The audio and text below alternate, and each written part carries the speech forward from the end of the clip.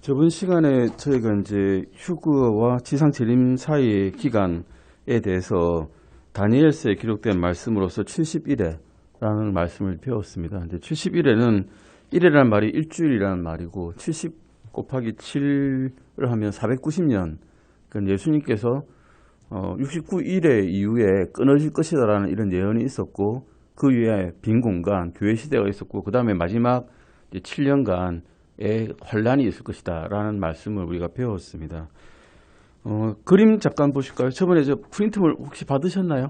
갖고 계시면 다니엘의 70일이라는 것이 있고 5가지 세상 왕국이라는 것이 이제 보시면 사실 요거는 저희 성경책 바로 뒤에도 자료로 있습니다. 오히려 그건 칼라로 되어 있어서 더 보기가 좋죠.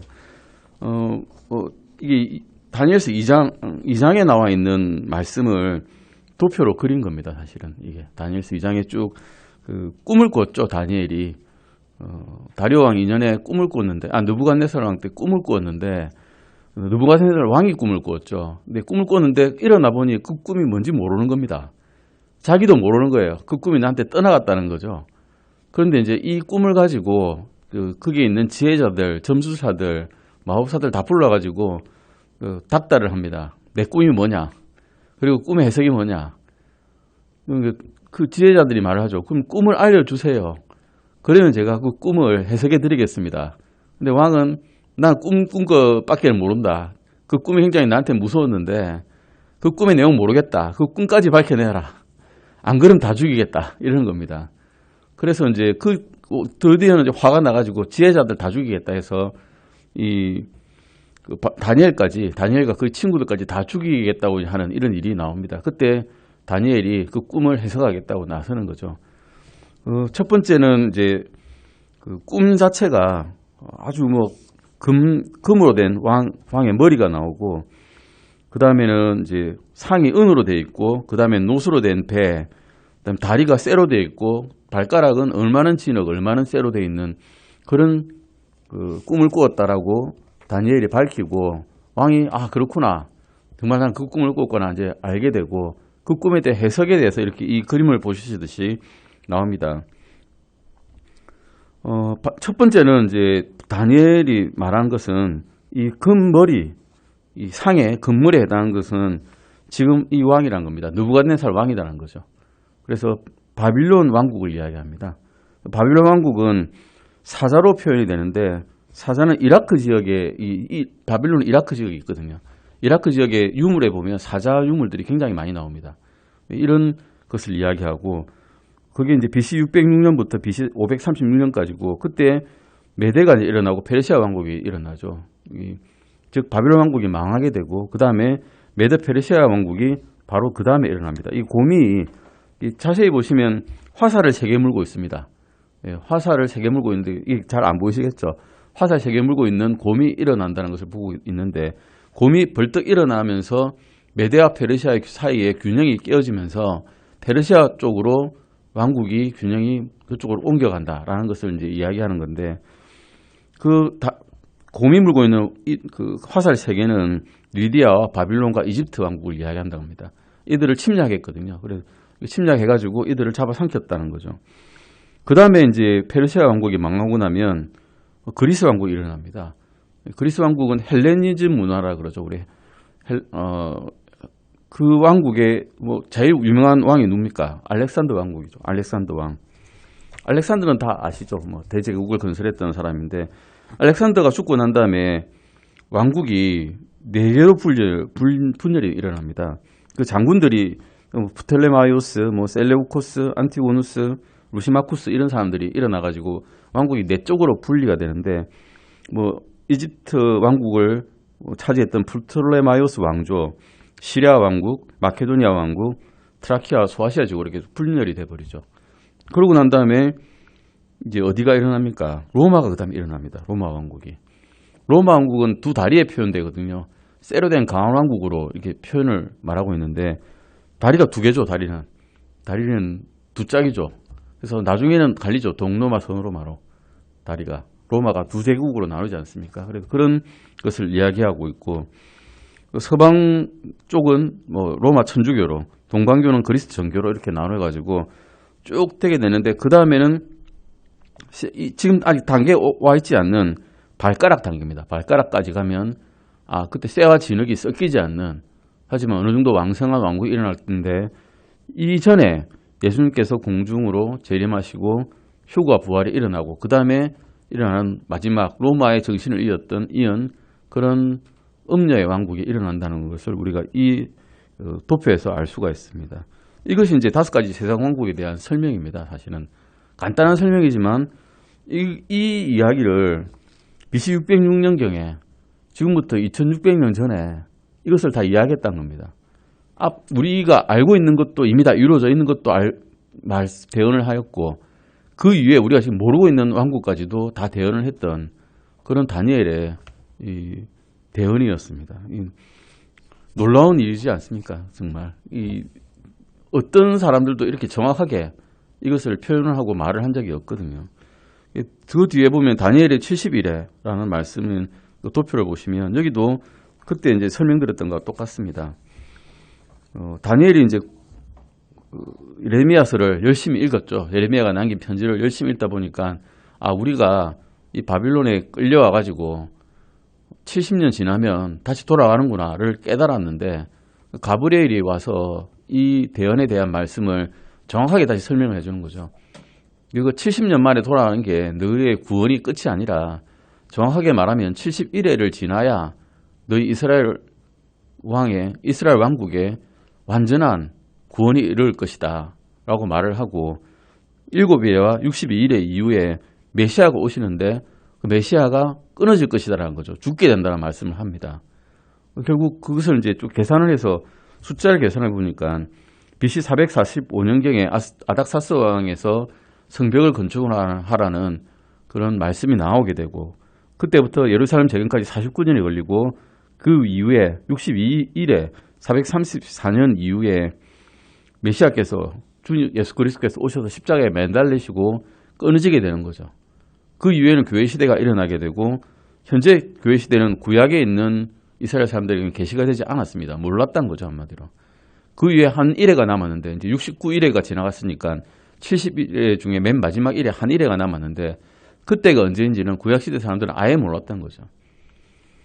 주님께서 이제 우리를 공중에서 만나게 해주시고, 공중으로 끌려가게 해주시고 휴거시킨 다음에, 그 위에는 하늘에서는 천국에서는 한마디로 말해서 어린 양의 신혼잔치, 혼인잔치가 일어나게 되고, 그 밑에 땅에서는 극심한 대환란, 전에서 없었고 다시는 있지 않을 아주 극심한 환란이 일어나게 된다는 것을 이제 우리가 알고 있습니다. 3년 반까지는 자주 그래도 환란이라 그러더라도 어느 정도 평화가 유지되는 그런 조건이 유지되는 환란이 있다가, 3년 반 이후부터는 극심한 대환란, 유대인들을 향한 극심한 박해가 일어나는 환란이 있을 것이라는 것을 우리가 알고 있고, 그 이후에 예수님께서 올리브산에 발을 딱 내리시면 올리브산이 동과 서로 갈라지게 되고 남북으로도 또한 갈라지게 되는 그런 일이 일어난다는 것을 성경 말씀에서 우리가 알 수가 있습니다. 이것이 이제 휴거와 지상 재림 사이의 기간에 나와 있는 다니엘서에 기록된 말씀입니다. 그 다음은 우리가 주님을 만나게 될 때 그러면 우리는 어떻게 되냐? 우리가 이 땅에서 행했던 일, 주님 예수 그리스도를 믿고 난 다음에 몸에서 행했던 일을 가지고 심판석 앞에 서게 됩니다. 심판석 앞에 선다는 것은 구원에 관한 문제는 아닙니다. 이것은 이제 보상에 관한 문제입니다. 구원받고 난 다음에 아무 일도 안 할 수도 있습니다. 정말 아무 일도 안 할 수도 있습니다. 그냥 구원받을 때까지, 감이 떨어질 때까지 기다리고 있다가 이만 쩍 벌리고 있다가 떨어지면 받아 먹을게요 하고 그냥 게으르게 살 수도 있고, 주님을 위해서 정말 천미의 군사로서 몸을 바쳐서 이 세상에서 살면서 주님의 일을 이루려고 열심히 행했던 사람도 있을 것입니다. 당연히 보상이 다르겠죠. 주님은 의의 하나님이시거든요. 의로우신 분이기 때문에 절대 이제 했던 일에 대해서 보상이 확실하신 분이란 겁니다. 이 땅에서도 보상을 해주시면 재림 전에 우리가 땅에 들려 올라갔을 때 그때도 그리스도 심판석 앞에서 보상을 해주신다는 겁니다. 고린도전서 4장 5절 찾아보실까요? 고린도전서 4장 5절입니다. 고린도전서 4장 5절입니다. 예. 찾으셨습니까? 찾으셨으면 고린도전서 4장 5절 읽어보시겠습니다. 그러므로 주께서 오실 때까지 때가 되기 전에 아무것도 판단하지 말라. 그분께서 어둠에 감추어진 일들을 빛으로 가져가 드러내시며 마음의 의도들을 드러내시리니 그때 각 사람이 하나님께 칭찬을 받으리라. 고린도전서 4장 5절 말씀 보시면 주님께서 오시면 판단을 받는답니다. 판단. 심판을 받는 거죠. 우리 심판하면 제일 알기 쉬운 심판이 뭡니까? 이 프로야구의 볼하고 스트라이크를 판정하는 구심을 알 수 있습니다. 하나님의 뜻에 합당한 일을 했는지 안 했는지 하나님께서 그 정하신 것에 따라서 네가 바르게 행동했는지 네가 바르지 못하게 행동했는지를 정확하게 심판해 주실 겁니다. 물론 이걸 심판을 받는다고 해서 구원을 잃어버린 건 아닙니다. 절대 구원을 잃어버리는 그런 심판이 아니라 한 일에 따라서 어떤 보상을 받느냐에 대한 심판입니다. 이제는. 이 말씀에 따르면 이 중대한 사건, 심판 사건은 휴거 바로 직후에 주님께서 오실 때 우리가 받게 될 것입니다. 그러면 누가 이것을 받게 되느냐? 이 심판을. 휴거 때 받는 심판, 휴거 이후에 받는 심판은 누가 받느냐? 로마서 14장 10절 보시겠습니다. 로마서입니다. 로마서 14장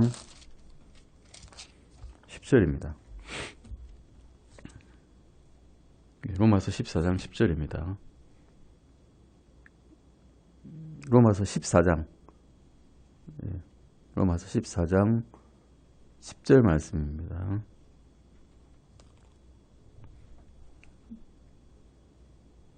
네, 14장 10절 찾으시면 같이 읽으시겠습니다. 그런데 내가 어찌하여 내 형제를 판단하느냐? 어찌하여 내 형제를 무시하느냐? 우리가 다 그리스도의 심판석 앞에 서리라. 우리가 다라고 그랬죠. 우리. 이 우리는 누굴까요? 우리는 그리스도인입니다. 구약 성도들 아닙니다. 구약 성도들에 대한 말씀이 아닙니다. 환난 성도들 말씀 아닙니다. 그리스도인입니다. 주 예수 그리스도를 믿고 그분의 공로에 의지하여서 구원을 받게 된 그 성도들을 이야기하고 있습니다. 그런데 우리가 살면서 우리 교회에 있으면서도 형제들을 판단하죠. 판단하지 말라 하는데 판단합니다. 자기 마음대로 판단을 하죠. 근데 그 판단이 죄에 관한 게 아니면, 즉 그분이 뭐 하나님의 말씀에 어긋나가지고 이 교회에서 축출될 정도의 일이 아니라면 이 사람은 이런 일을 주님의 일을 하고 싶다. 이분은 이런 주님의 일을 하고 싶다. 그것을 우리가 판단할 필요는 없다는 겁니다. 다 각자 주님을 위해서 하는 일이기 때문에 그것을 우리가 그냥 마음대로 판단해가지고 이건 이렇게 하면 좋겠는데 저건 저렇게 하면 좋겠는데 이건 우리가 판단할 게 아니라 주님께서 그리스도 심판석 앞에서 다 판단하실 거라고 말씀하고 있습니다. 우리가 다 주님의 심판석 앞에 서기 때문입니다. 다음 페이지 보실까요? 123페이지입니다. 로마서 14장 12절도 보시겠습니다. 로마서 14장 12절입니다. 14장 12절입니다. 바로 밑에 있죠. 같이 읽으시겠습니다. 그런즉 이처럼 우리 각 사람이 자신에 관하여 하나님께 회개보고를 하리라. 누구에 대해서 한다고요? 자신에 대해서 합니다. 주님, 저 형제는 이런 일을 했는데 왜 나한테 이러세요? 하는 거 아닙니다. 내 것만 보여드립니다. 어카운트란 말이 우리 통장 계좌하고 똑같은 겁니다. 우리 통장에 입출금 내역 있죠.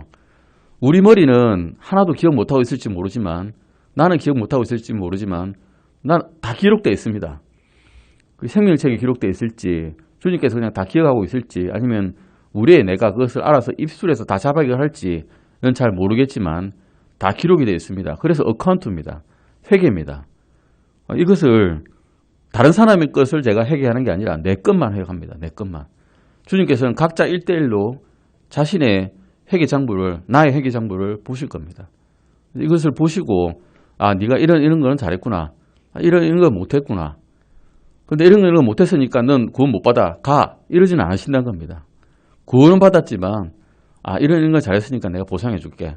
이런 거 좀 못했네. 꾸중하시고 질책하시고 하실 것입니다. 이 말씀에 의하면 우리는 이 심판석에서 무엇을 한다고 합니까? 자신에 관하여 하나님께 회개보고를 합니다. 회계사처럼 회계보고를 아주 정직하게 해야 될 것입니다.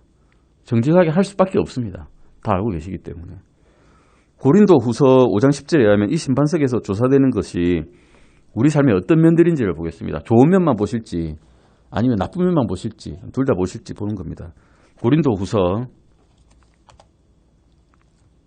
5장 10절입니다. 고린도서 5장 10절입니다. 같이 읽으시겠습니다. 이는 우리가 반드시 다 그리스도의 심판석 앞에 나타날 것이기 때문이라. 이로써 각 사람이 좋은 것이든 나쁜 것이든 자기가 행한 것에 따라 자기 몸 안에서 이루어진 것들을 받으리라. 예, 좋은 것도 나쁜 것도 다 보여드릴 수밖에 없는 겁니다. 예. 심판석에서 다양한 것은 안 쫓겨난다는 게 정말 다양한 겁니다.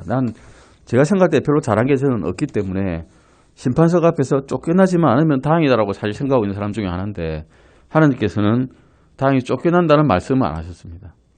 예, 저 어둠 밖으로 쫓겨나서 슬피 울며 이를 갈미 있으랴 이런 말이 아니라 그런 심판이 아니라 여기는 구원은 무조건 받았는데 하나 예수님을 믿었으니까 보상을 뭘 줄 거냐 나쁜 것에 대한 좋은 것에 대한 그런 것들을 다 회개복하는 그런 의미란 거죠. 이 심판석이란 것은 범하라고 그리스 말로는 말하고 있습니다. 그리스 말 범하는 우리가 달리기 하잖아요. 달리기 하면 그 앞에 딱 서가지고 심판관에 서가지고 1등 했냐 2등 했냐 3등 했냐 알아보는 그 자리입니다. 그게 범합니다.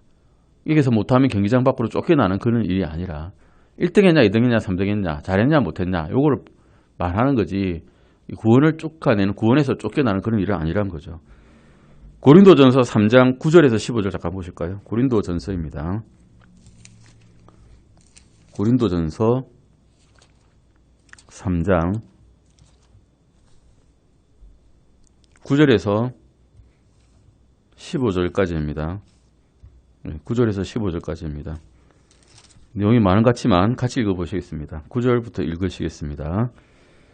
우리는 하나님과 함께 일하는 일꾼이요 너희는 하나님의 농사요 하나님의 건물이니라. 내게 주어진 하나님의 은혜에 따라 내가 지혜로운 주 건축자로서 기초를 놓았고 다른 사람이 그 위에 세우되 저마다 어떻게 그 위에 세울지 주의할지니라. 아무도 이미 놓인 기초 외에 다른 기초를 놓을 수 없나니 이 기초는 예수 그리스도시니라.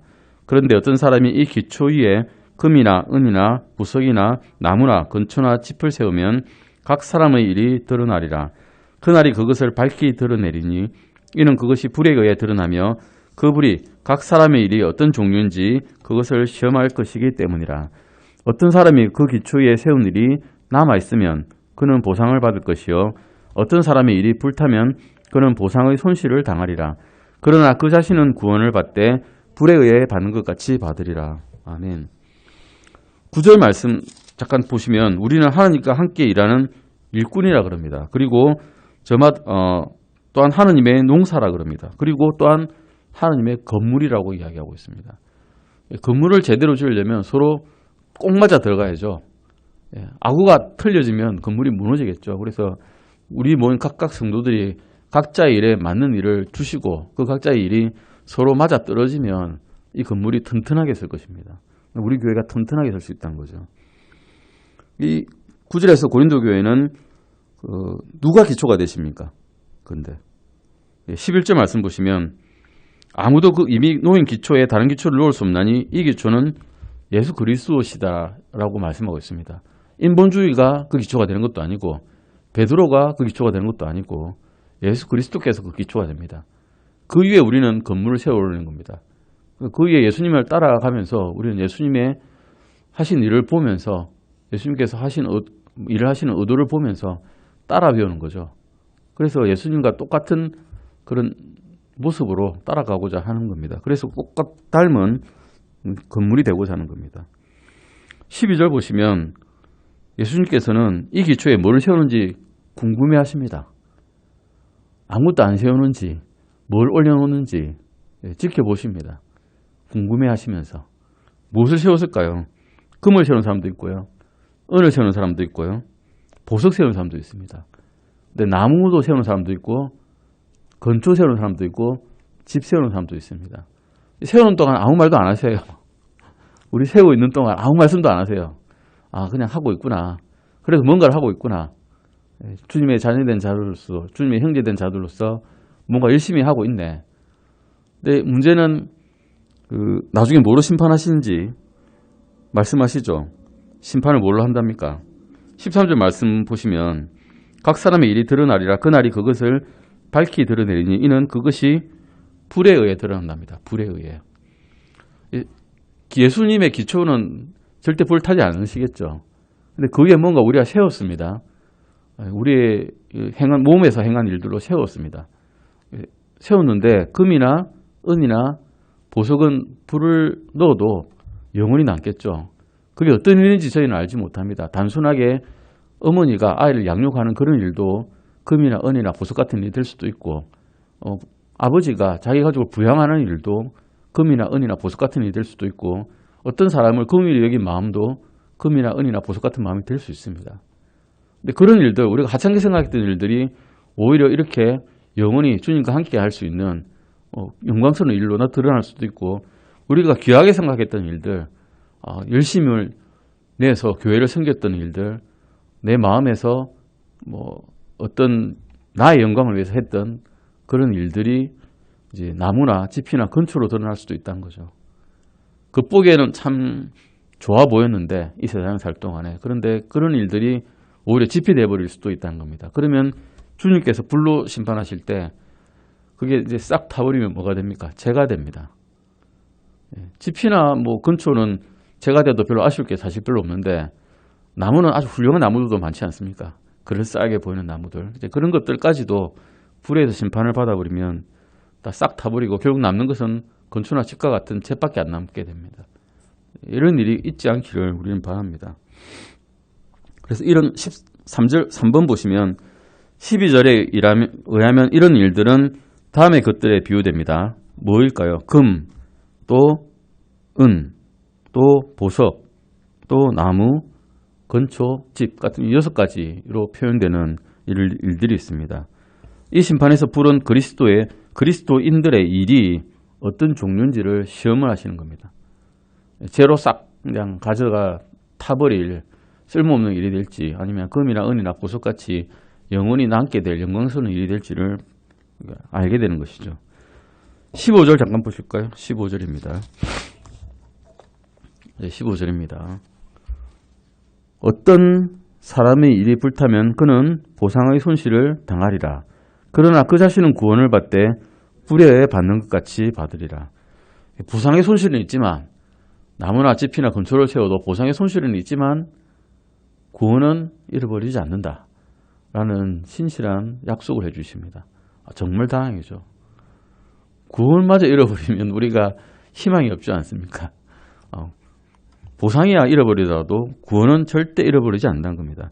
이 말씀에 하면 주님께서 기뻐 받아들이지 않으시는 방법으로 주님을 섬겨온 그리스도인이 구원을 잃고 지옥에 던져지는 일들이 가능합니까? 라고 물어보면 가능하지는 않습니다. 그런 일은 없다는 겁니다. 14절 잠깐 보실까요? 어떤 사람이 그 기초에 세운 일이 남아있으면 그는 무엇을 받습니까? 보상을 받습니다. 주님께서는 의로우신 분이라서 한 일에 대해서는 보상을 해주시는 분입니다. 구원받은 것도 감사한데 보상까지 주시는 거죠. 성경은 이런 보상들을 왕관들이라고 말합니다. 크라운스라고 표현되어 있는데, 우리나라 말로는 이게 찬송가에도 보면 멸류관이라 되어 있죠. 멸류관. 멸류관은 어떤 형태인가 하면, 우리 관이 써 있으면 밑으로 막 뭐가 쳐져 있죠. 우리 그 여자들 베일들처럼. 신라 왕들의 그 관들 보면 밑으로 막 치렁치렁 달려있지 않습니까? 그게 멸류관입니다. 우리의 개념으로서는 그게 이제 왕관이라 생각했기 때문에 예전에는 그렇게 번역을 했는데, 실제로는 서양 사람들이 쓰는 왕관을 보면 위로 뾰족뾰족하게 돼 있죠. 우리 우유에 물방울 딱 떨어뜨리면 뭐가 퐁 하고 솟아오르는 그런 왕관 모양. 그게 이제 크라운이란 겁니다. 이것들을 우리가 왕이 아닌데도 왕관을 주신다는 거죠. 왕이 아닌데 왕 같은 제사장이기 때문에 주신 것 같아요. 나중에 같이 다스리게 되기 때문에 이것들을 주신다 그럽니다. 어쨌든 이것들은 우리가 그리스도인으로서 영위한 삶에 대해서 어떻게 뭔가 살았느냐에 대한 보상으로서 이런 왕관들을 주신다라고 말씀하고 있습니다. 데살로니가 전서, 야고보서, 디모데후서, 고린도 전서, 베드로 전서에 이 왕관에 대해서 나옵니다. 먼저 데살로니가전서 2장 19절 잠깐 보실까요? 데살로니가전서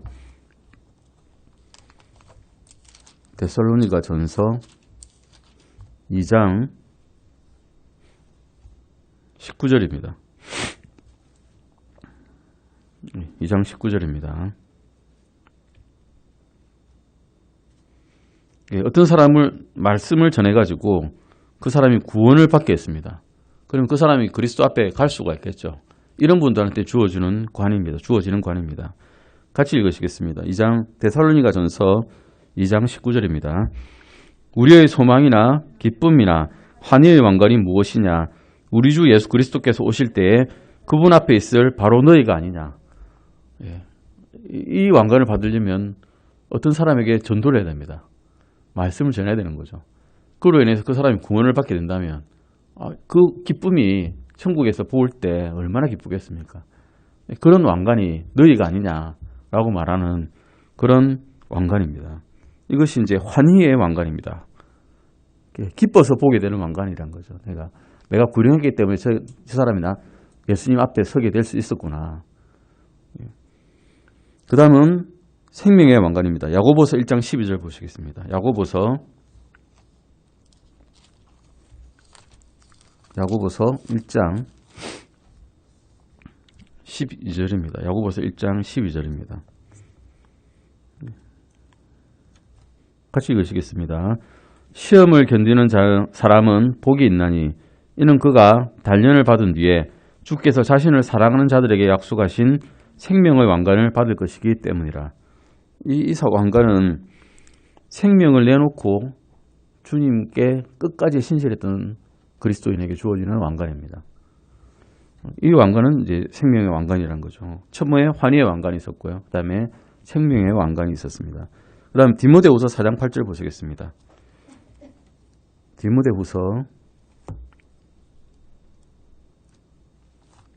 4장 8절입니다.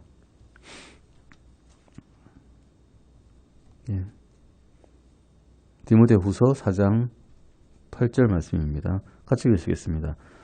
이유로는 나를 위해 의의 왕관이 예비되어 있나니 주 곧 의로우신 심판자께서 그날에 그것들을 내게 주실 것이요 내게만 아니라 그분의 나타나심을 사랑하는 모든 자들에게도 주시리라. 예수님께서 다시 나타나실 것을 간절히 사모하는 사람들, 즉 재림 신앙을 가진 분들에게는 무엇이 주어진다고요? 의의 왕관이 주어진다는 겁니다.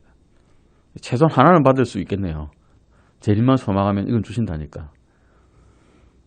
그 다음에는 또 고린도전서 9장 25절 보시겠습니다. 고린도전서 9장 25절입니다.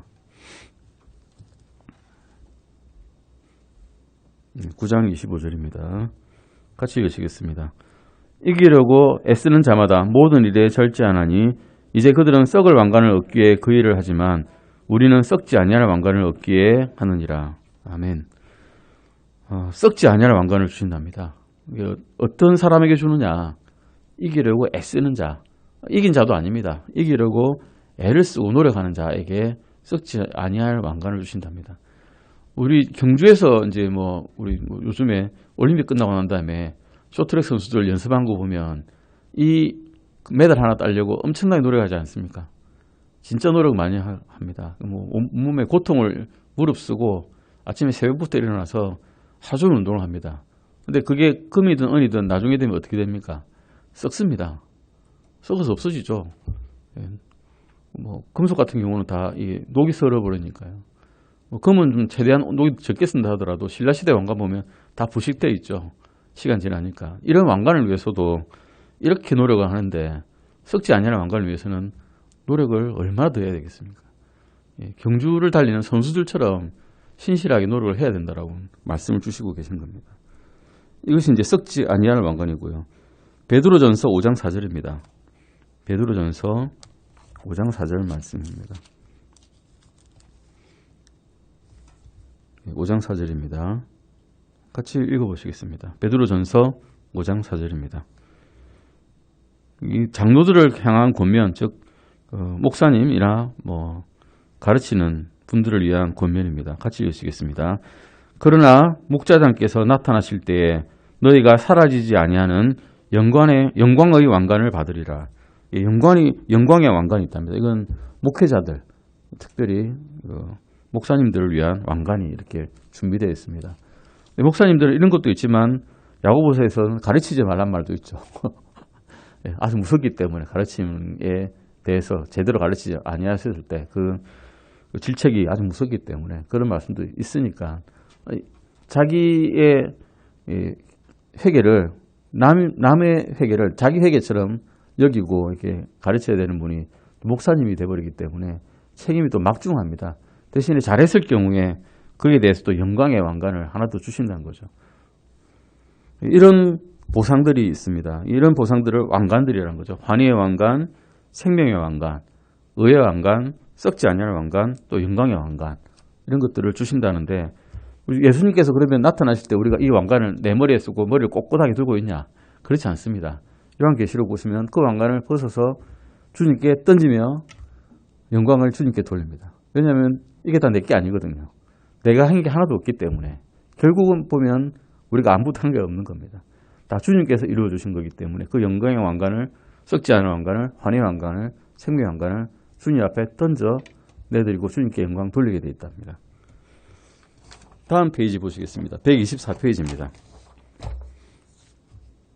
어린 양의 혼인 만찬에 관한 것입니다.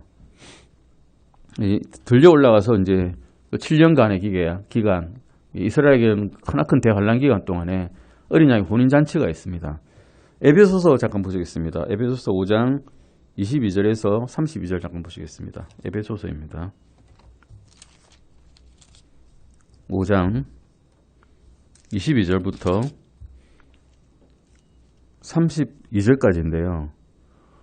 근데 33절 보시면, 이 말씀이, 과연 이제 이 성경 말씀이 남편과 아내에 관해서만 하는 이야기냐. 예, 그 말씀이 사실은 아니란 겁니다. 32절 보시면, 앞에는 아내와 남편에 관하여 아주 세세하게 설명을 쭉 해가지고, 남편이 아내를 아껴야 된다. 결국 그런 말씀을 쭉 하고 있다가 그러면 이 말이 과연 아내와 남편에 관한 이야기냐. 32절에는 이렇게 이야기하고 있습니다. 이것은 큰 신비니라. 그러나 내가 그리스도와 교회에 대하여 말하노라. 라고 분명히 이게 내가 뭘 말하고 있는지를 지정을 해주고 있습니다. 아내와 남편의 관계에 대해서 사사건건 다투고 이런 거에 대해서 이야기가 아니라 꼭 사랑해야 된다, 사랑하지 말아야 된다 이런 이야기가 아니라 이 교회와 주님과의 관계에 대해서 내가 이야기하고 있는 거라고 딱 집어서 말하고 있습니다. 그래서 이걸 가지고 왈가왈부할 필요가 없다는 겁니다. 당연히 주님께서는 교회를 사랑하시죠. 자신의 몸이기 때문에 자신의 몸을 미워하는 사람이 있습니까? 몸이 아무리 싫어도 아픈데 돌보지 않는 사람이 있습니까? 그런 사람 아무도 없거든요. 주님께서는 자신의 몸처럼 교회를 돌보신다는 말씀을 남편과 아내의 관계처럼 이렇게 말씀하고 있는 겁니다. 이 말씀에 하면 주 예수 그리스도와 그분의 교회의 관계는 누구와 누구의 관계다. 남편과 아내의 관계하고 똑같다는 겁니다. 남편도 아내를 자신의 몸처럼 여기고 아끼고 사랑해야 된다는 것을 당연하다는 것을 말씀하고 있습니다. 예. 이것은 한번 쭉 읽어보시면 될 것 같고요. 고린도후서 11장 2절 찾아보실까요? 고린도후서 11장 2절입니다. 고린도후서입니다.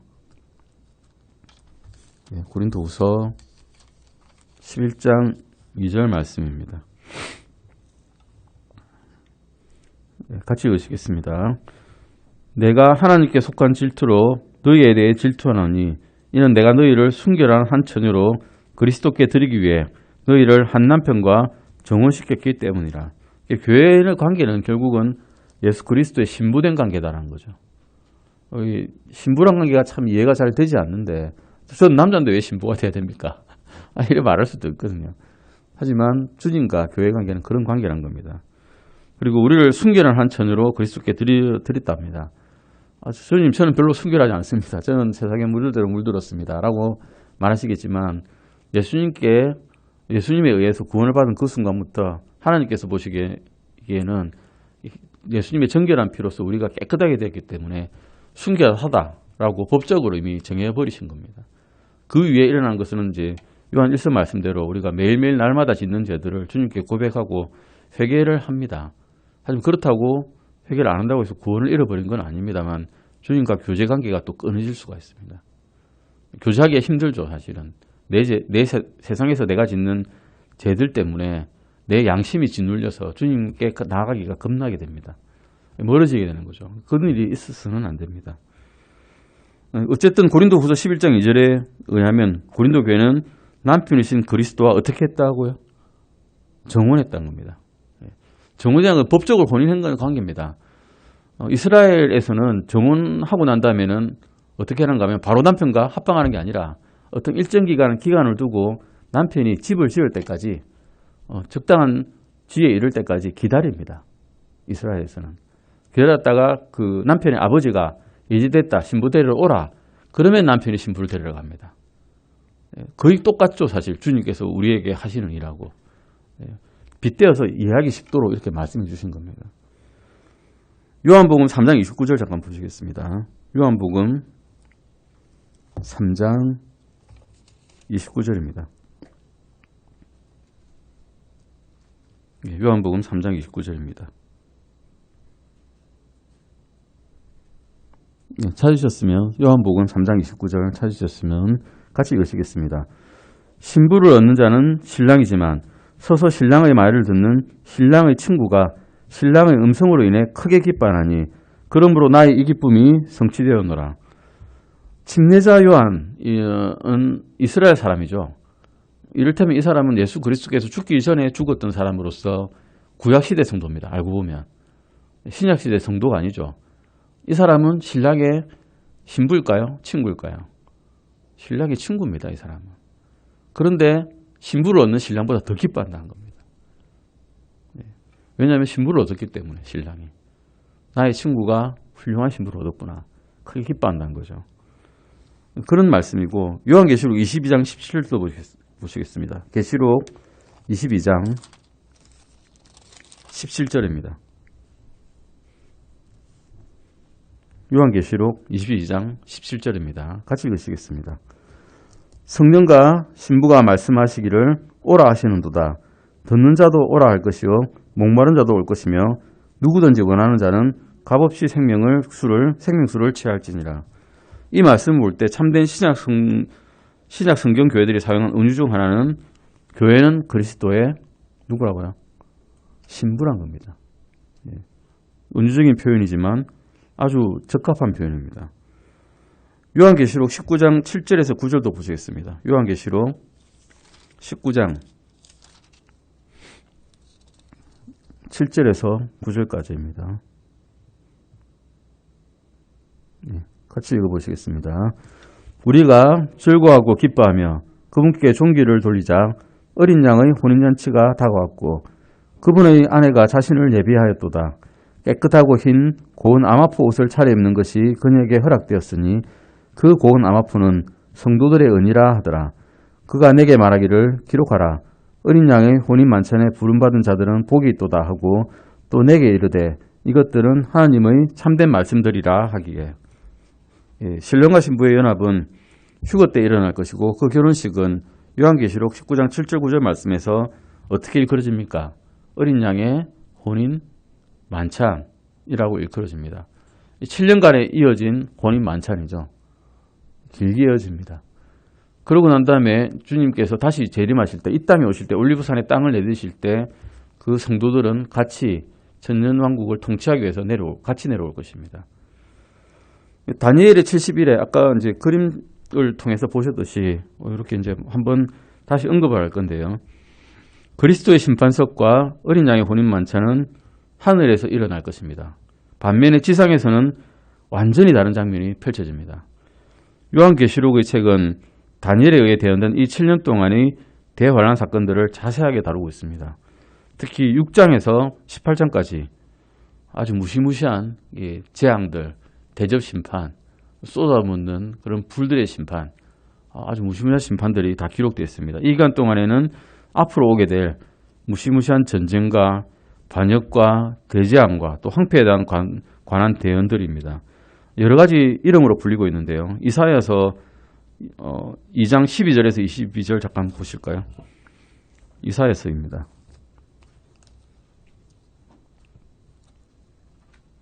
이사야서 2장 12절에서 22절까지입니다. 12절에서 22절까지 교독하겠습니다. 제가 먼저 읽겠습니다. 군대들의 주의 날이 교만하고 거만한 모든 자와 위로 높여진 모든 자에게 닥쳐서 그를 낮출 것이며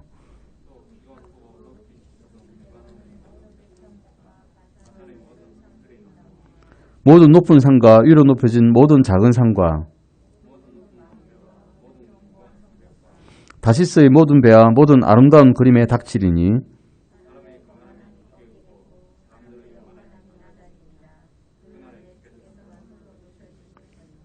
그분께서 우상들을 철저히 제거하시리라.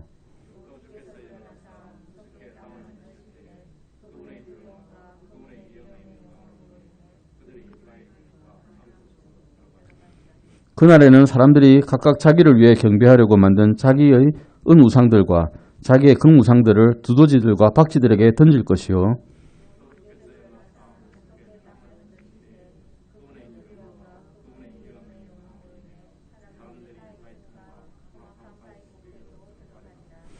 같이 읽으시겠습니다. 너희는 사람을 의지하지 말라. 그의 숨은 그의 콧구멍에 있는데 어떤 점에서 그를 수에 넣어야 하겠느냐. 무서운 날이죠. 이게 이제 주의 무서운 날. 주님을 믿지 않는 사람에게는 무서운 날. 주님을 믿는 자에게는 영광스러운 날이죠. 이때는 우리는 주님의 혼인 만찬에 이미 다 들어가 있는 어린 양의 혼인 만찬에 들어가서 즐거워하고 있을 때입니다. 이런 일이 이제 일어나는 겁니다. 이것이 주의 날이라는 겁니다. 신명기 4장 30절도 있고요. 요한계시록 7장 14절이 있는데 계시록 7장 14절 잠깐 보시겠습니다. 요한계시록 7장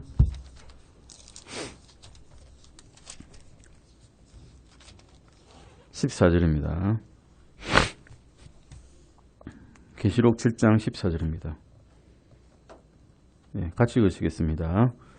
내가 그에게 이르되 장로여 당신이 아시나이다 하니 그가 내게 이르되 이들은 큰 환난에서 나와 자기 예복을 씻고 어린 양의 피로 그것을 희게 한 자들이니라. 이 환난 성도를 이야기하는 겁니다. 환난 기간에도 주님에 대한 믿음을 끝까지 잃지 않고 목배임 당할 때까지 고난을 당한 짐승의 표를 절대 받지 않고 굽히지 않았던 환난 성도가 있을 것이라고 말씀하고 있고 이 성도들이 이제 여기에 이렇게 표현되고 있습니다. 어디에서 나왔다고요? 큰 환난에서 나왔다는 겁니다. 요한계시록 6장 17절도 보시겠습니다. 계시록 6장 17절입니다. 계시록 6장 17절입니다. 같이 읽으시겠습니다. 그분의 진노의 큰 날이 왔으니 누가 설 수 있겠느냐 하더라. 이때 이 날에는 바위에 자기를 오히려 묻어달라고 바위가 자기 위를 덮쳤으면 좋겠다라고 생각할 정도의 그런 무시무시한 날이란 겁니다. 주의 날이고 큰 환난이 있는 날이고 진노하시는 큰 날이란 것입니다. 지금 시간이 얼마쯤? 아마 여기까지 해야 될 것 같습니다. 다음 시간에 다니엘의 70번째 일에 무시무시한 이런 7년 환난에 대해서 다시 공부해 보시겠습니다. 기도하시고 마치시겠습니다.